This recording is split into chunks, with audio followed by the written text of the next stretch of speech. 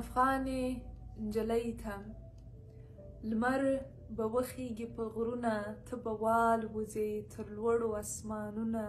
د ورېښمو پارچه نه یې ته نازکه ټوټه نه یې، ستا وزرې د فولادو، ستا خبرې به کړي ماتې سپینې تورې د جلادو. لمر به وخیږي په غرونه، ته به وکړې غځونې په لاسو کې قلمونه، په پلو کې کتابونه او رڼا رڼا خوبونه.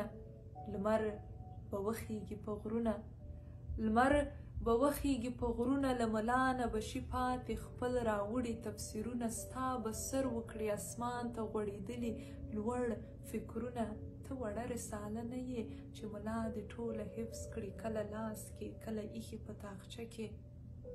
نه ګناه یې نه فتنه یې، آمنه یې خدیجه یې عایشه یې فاطمه یې، که یې توره که کنیزه خدای ته ګرانه هاجره یې.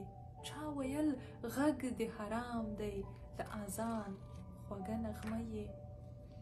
ته ذره نه یې چې کله راښکاره شي، ته ذره نه یې چې کله راښکاره شي. ته موج نه یې چې ساحل ته ورسیږي په ملا ماته شي ټوټه شي. څه د واورې پل خو نه یې چې ماښام یې سهار نه یې. ته خو لمر یې سمندر یې، بې له تا خو ساه بندیږي ژوند خو ټول له تا هستیږي.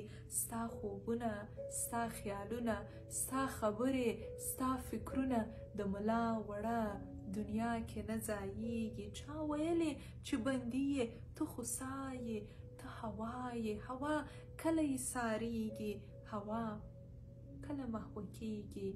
لمر به وخیږي په غرونه، لمر به وخیږي په غرونه، او هغوی به له تیارې سره پناه وي چې یوې رستا له سپینو پلونه. ته به والوځې تر لوړو اسمانونه، او تازه هوا به ناڅي په ډاګونه. لمر به وخیږي په غرونه، ته به والوځې تر لوړو اسمانونه.